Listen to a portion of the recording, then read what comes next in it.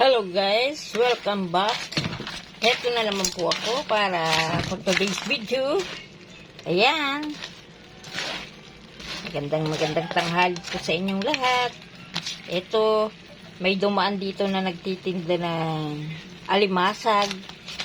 Madalang makabili ng alimasag. Kaya kahit ganyang kalalaki siya, binili ko na.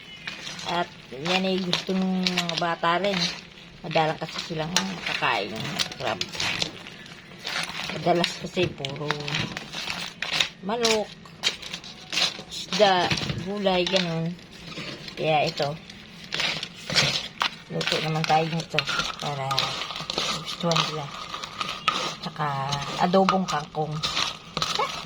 Adobong kangkong. Pero inuna ko muna tong crab. Ayan. Pakukuluin ko lang yan para maluto na siya. Para siyang mataba oh, babae. Ayan, nilagyan ko siya ng oyster. Saka maraming sibuyas, bawang. Yan, masarap yan.